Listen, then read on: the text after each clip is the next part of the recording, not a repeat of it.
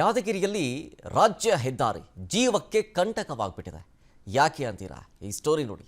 ರಾಜ್ಯ ಹೆದ್ದಾರಿಯಲ್ಲಿ ಅಪಾಯಕಾರಿ ಗುಂಡಿಗಳ ದರ್ಬಾರ್ ಅನ್ನುವಂತ ಆಗ್ಬಿಟ್ಟಿದೆ. ಎಲ್ಲಿ ನೋಡಿದ್ರು ಬರೀ ಗುಂಡಿಗಳದ್ದೇ ದರ್ಬಾರು. ಸಿಂದಗಿ ಕೊಡಂಗಲ್ 16ರ ಹೆದ್ದಾರಿಯಲ್ಲಿ ಈ ಗಂಡಾಂತರ ಆಗಿರೋದು. ಹದಗೆಟ್ಟ ರಸ್ತೆಯಲ್ಲಿ ಸಿಕ್ಕಾಕೊಂಡು ವಾಹನಗಳೆಲ್ಲವೂ ಕೂಡ ಕೆಟ್ಟೋಗ್ತಾ ಇದ್ದಾವೆ. ನಿತ್ಯವೂ ಸವಾರರು ಸಂಕಷ್ಟವನ್ನ ಅನುಭವಿಸುವಂತಹ ಪರಿಸ್ಥಿತಿ ಬಂದೊದಗಿದೆ. ಇದು ನಿನ್ನೆ ಮೊನ್ನೆ ಆಗಿರೋದಲ್ಲ, ಅಥವಾ ಈ ವರ್ಷನೂ ಆಗಿರೋದಲ್ಲ. ಕಳೆದ 4 ವರ್ಷದಿಂದಲೂ ಕೂಡ ಈ ಹದಗೆಟ್ಟ ರಸ್ತೆಯಲ್ಲೇ ಓಡಾಡಬೇಕಾದಂತಹ ಪರಿಸ್ಥಿತಿ.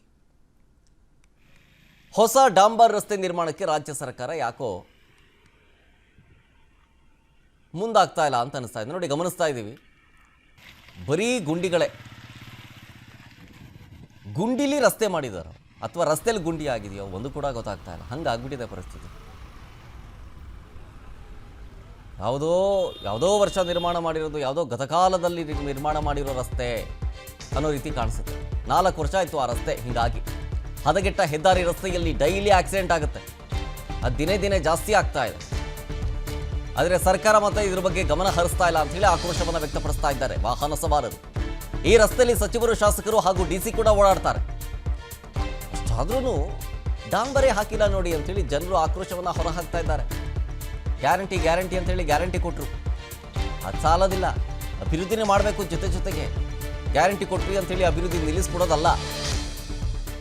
ಹೀಗಾಗಿ ಹೊಸ ಡಾಂಬರ್ ರಸ್ತೆ ನಿರ್ಮಾಣಕ್ಕೆ ಸವಾರರು ಒತ್ತಾಯವನ್ನು ಮಾಡ್ತಾ ಇದ್ದಾರೆ. ಯೋಜನೆಯ ನಿಮಿತ್ತವಾಗಿ ಸಿಗಬೇಕಾದಂಥ ಮೂಲ ಸೌಕರ್ಯಗಳು ಇವತ್ತು ಸಿಗ್ತಾ ಇಲ್ಲ. ಹಾಗಾಗಿ ವಿದ್ಯಾರ್ಥಿಗಳಾಗಲಿ ಅಥವಾ ಪೋಷಕರಾಗಲಿ ಮಕ್ಕಳನ್ನು ಕರೆದುಕೊಂಡು ಹೋಗಬೇಕಾದ್ರೆ ಶಾಪೂರು ಯಾದಗಿರಿ ಮುಖ್ಯ ರಸ್ತೆ ಭಾಳ ಹದಗೆಟ್ಟಿದ್ದು, ಬಹುಬೇಗವಾಗಿ ಅದನ್ನು ಸುಧಾರಿಸಬೇಕಾಗಿ ಸರ್, ಇವಾಗ ಈ ರೋಡ್ ಏನದಂದ್ರೆ ಹೈವೇ ರೋಡ್ ಅದ.